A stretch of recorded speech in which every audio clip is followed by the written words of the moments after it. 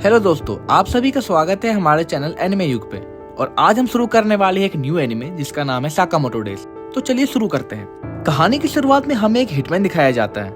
Hitman उन लोगों को कहा जाता है जिनका काम किसी दूसरे इंसान को मारना हो या किसी मिशन को पूरा करना।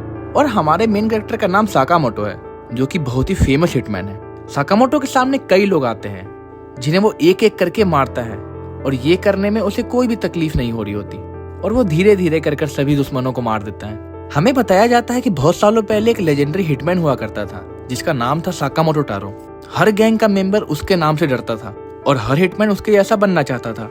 लेकिन एक दिन अचानक से उसे एक खूबसूरत लड़की से प्यार हो गया और उसने अपने हिटमैन वाला काम छोड़ दिया। उसके बाद उन दोनों की शादी भी हो जाती है और उनकी एक बेटी भी हो जाती है। जो साकामोटो पहले फिट और हैंडसम हुआ करता था, अब वो मोटा हो चुका है और अपनी छोटी सी दुकान पर काम करता है। एक दिन एक लड़का साकामोटो को ढूंढते हुए उसके दुकान तक आ जाता है और दूसरी तरफ साकामोटो एक बच्चे को निशाना लगाते हुए देख रहा होता है। वो बच्चा रेगुलर ही दुकान पे आता था। अचानक से उस बच्चे के बैग से एक इंक की बोतल गिर जाती है और उससे एक आदमी की सफेद पैंट गंदी हो जाती है। ये देखकर वो आदमी बहुत ही गुस्से में आ जाता है और वो उस बच्चे को उठा लेता है। वो आदमी उस बच्चे को मारने ही वाला था, तभी साकामोटो आकर पेंसिल उसके गले में घुसाकर उसे मार देता है। लेकिन असल में वो उसे मारता नहीं है, वो तो बस ऐसा करने का सोच रहा था। और इसके बाद वो आदमी वहाँ से चला जाता है। ये सब वो लड़का भी देख रहा था जो कि साकामोटो को ढूंढते हुए उसके दुकान तक आ जाता है। वो जानता है कि साकामोटो उस आदमी को पेंसिल से मारने के बारे में सोच रहा था। असल में ये लड़का भी साकामोटो की तरह एक हिटमैन है जिसका नाम सिन है। इसे लोग साइकिक भी कहते हैं क्योंकि ये किसी भी इंसान के दिमाग को पढ़ सकता है।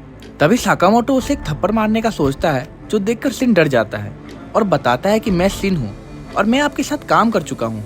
तभी दोनों स्टोर के बाहर जाकर बैठ जाते हैं और सिन पूछता है कि ये सच है कि आप हिटमैन की जॉब छोड़कर दुकान में काम करने लगे हैं। वो साकामोटो को कहता है कि वो अपने पुराने काम पर वापस आ जाए। आप लेजेंडरी हिटमैन हुआ करते थे, हर गैंगस्टर आपसे डरता था। आखिर साकामोटो वो सब कैसे छोड़ सकता है? पर साकामोटो उसका कोई भी जवाब नहीं देता और वो नूडल खाने लगता है। तभी सिन कहता है कि आप कितने मोटे हो गए हो, आपको पहचानना तक मुश्किल हो चुका है। इतना कहते ही सिन अपनी सिगरेट जलाने लगता है, पर तभी साकामोटो बिजली की रफ्तार से उसके सिगरेट को काट देता है और कहता है कि यहाँ स्मोकिंग अलाउड नहीं है। साकामोटो की स्पीड देखकर सिन समझ जाता है कि भले ही ये मोटे हो गए हैं, पर अभी तक वो उतना ही खतरनाक है जितना पहले हुआ करते थे और वो कुछ ही सेकंड में सिन को भी मार सकते हैं। तभी एक कुरियर वाला वहाँ आता है और वो साकामोटो की हेल्प मांगता है। ये देखकर सिन को लगता है कि शायद साकामोटो अभी भी हिटमैन वाला काम कर रहा है, लेकिन ऐसा कुछ भी नहीं था। डिलीवरी वाले को तो बस अपने पेड़ कटवाने थे जिसमें उसे साकामोटो की हेल्प चाहिए थी। साकामोटो टाउन में सभी की मदद करता है और बच्चों से लेके बूढ़े तक सब उसे पसंद करते हैं। इतने बड़े हिटमैन को ये छोटा मोटा काम करते देख सिन को बहुत ही गुस्सा आता है और वो कहता है कि उसका नजर में साकामोटो की रिस्पेक्ट गिर चुकी है। और सिन वहाँ से फिर निकलकर अपनी कार में जाकर बैठ जाता है और वो सोचता है कि वो पूरे 5 साल बाद साकामोटो को देख रहा है, पर वो अभी भी कमाल का है। इतना मोटा बॉडी होने के बाद भी उसकी ताकत कम नहीं हुई। तभी उसके बॉस का कॉल आता है और वो पूछता है कि क्या तुमने साकामोटो को वापस ज्वाइन करने के लिए मना लिया? सिन कहता है कि नहीं, साकामोटो को मना नहीं पाया। तो उसका बॉस कहता है कि उसे मार दो। जब भी कोई हमारे गैंग को छोड़ता है तो हम उसे मार देते हैं, यही हमारी दुनिया का रूल है। और अगर ये काम तुम नहीं कर सकते तो मैं किसी और को भेज दूंगा। सिन को असल में साकामोटो को मारने के लिए भेजा गया था, लेकिन वो उसका बहुत बड़ा फैन है, इसलिए वो उसे मारना नहीं चाहता। लेकिन काफी सोचने के बाद सिन समझ जाता है कि उसके पास और कोई चारा नहीं है। उसके पास लास्ट ऑप्शन ये है कि वो साकामोटो को मार दे। अगले दिन सिन साकामोटो की दुकान पर चला जाता है और उसकी वाइफ सिन से कहती है कि तुम तो कल भी आए थे, पर सिन इस बात को इग्नोर कर आगे बढ़ जाता है। इसी के साथ साथ वो अपनी गन में साइलेंसर लगा के दुकान के अंदर चला जाता है और वो साकामोटो से कहता है कि वो आज टाउन छोड़कर जा रहा है और जाने से पहले वो बस गुड बाय कहना चाहता है। और इसी के साथ अचानक सिन उस पर गोली चला देता है, पर साकामोटो अपने मुंह में रखी एक कैंडी से उस गोली के डायरेक्शन को चेंज कर देता है। वो उस पर एक आइसक्रीम फेंकता है और वो वहाँ से गायब होकर कहीं छुप जाता है। सिन उसका माइंड भी रीड नहीं कर पा रहा था। तभी सिन का ध्यान भटकाकर वो उसके पीछे आ जाता है और एक लात उसके मुंह पे मार देता है, जिससे सिन दूर जाकर गिरता है और तभी वो बेहोश हो जाता है। थोड़ी देर बाद जब उसे होश आता है, उस वक्त वो साकामोटो के घर में था, जो कि दुकान के ऊपर ही है। सिन साकामोटो के फैमिली के साथ डिनर भी करता है, पर वो समझ नहीं पाता कि साकामोटो उसे अपना घर में लाया क्यों। तभी सिन खाना खाता है, जो कि उसे काफी ज्यादा टेस्टी लगता है। शायद उसने महीनों से घर का खाना नहीं खाया था। ये खाना खा के सिन को इतना अच्छा लगा जितना उसे शायद जिंदगी में कभी नहीं लगा होगा, और वो समझ जाता है कि इन छोटी छोटी खुशियों के लिए ही साकामोटो ने हिटमैन का काम छोड़ दिया। डिनर के बाद सिन डिनर के लिए साकामोटो से थैंक यू कहता है और वहाँ से चला जाता है। फिर सिन अपने बॉस के पास चला जाता है, जहाँ उसके बॉस उसे बहुत ही डांट रहे होते हैं, तुम उसे मार क्यों नहीं पाए। सिन अपने बॉस से रिक्वेस्ट करता है कि साकामोटो को जिंदा रहने दो, वो अपने फैमिली के साथ बहुत खुश है। शिन की बातों को सुन सभी वहाँ हंसने लगते हैं और बॉस कहता है कि साकामोटो ने हमारे वर्ल्ड का रूल तोड़ा है तो हमें उसे मारना ही होगा, इसका और कोई ऑप्शन नहीं। शिन कहता है कि साकामोटो के बजाय आप मुझे मार दो पर उन्हें छोड़ दो, और ये सुनकर बॉस बोलता है कि ठीक है, उसके बदले तुम मर जाओ, हम साकामोटो को छोड़ देंगे।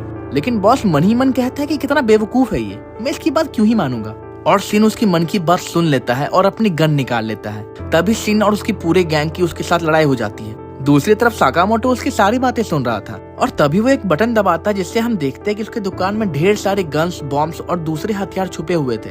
और साकामोटो उसमें से सिर्फ एक लेजर गन को उठाता है और वहाँ से निकल पड़ता है। इधर शिन किसी तरह उन सबसे फाइट कर रहा था क्योंकि वो अपने आसपास के लोगों का दिमाग पढ़ सकता था, इसीलिए वो आसानी से उन सबसे बच पा रहा था। पर शिन की गोलियां अब खत्म हो रही थी और 3 लोग उसे घेर लेते हैं। वो शिन को मारने ही वाले होते हैं कि उसी वक्त साकामोटो पीछे से आकर उन सबको इलेक्ट्रिक शॉक दे देता है। साकामोटो को यहाँ देखकर शिन और बॉस दोनों चौंक जाते हैं। सारे गैंग मेंबर साकामोटो को मारने के लिए उसकी तरफ बढ़ते हैं, पर साकामोटो सिर्फ 2 चॉपस्टिक से उनके सारे बंदूक की गोलियों को रोक देता है और वो लाइटनिंग की स्पीड से सभी को मारने लगता है। सारे गैंग मेंबर उस पर मिलकर गोलियां चलाने लगते हैं, पर साकामोटो उन सब गन्स को काट देता है और गुंडों के साथ साथ वो उनके बॉस को भी खत्म कर देता है। ये सब देखकर शिन समझ जाता है कि इतने सालों बाद भी साकामोटो एक लेजेंडरी हिटमैन ही है। शिन पूछता है कि उसे पता कैसे चला कि वो यहाँ पे है। साकामोटो बताता है कि जब शिन बेहोश था तब उसने गन में एक माइक और ट्रैकर लगा दिया था। शिन कहता है कि अपने प्रॉमिस के अकॉर्डिंग वो आज टाउन छोड़कर यहाँ से चला जाएगा, पर साकामोटो उसे अपनी दुकान की एक यूनिफॉर्म देकर अपनी दुकान में काम करने का एक ऑफर देता है। शिन इस ऑफर को एक्सेप्ट कर लेता है और वो साकामोटो के साथ उसकी दुकान में काम करने लगता है। अपनी माइंड रीडिंग की एबिलिटी से वो लोगों को सही सामान दे पा रहा था और साकामोटो की वाइफ और बेटी भी शिन से बहुत खुश थी। और ये एपिसोड यहीं पे खत्म हो जाता है। तो फ्रेंड्स, अगर आप आगे के एपिसोड भी देखना चाहते हैं तो इस वीडियो पर कमेंट करें, और अगर ये एपिसोड आपको अच्छा लगा तो इस वीडियो को लाइक करना ना भूलें।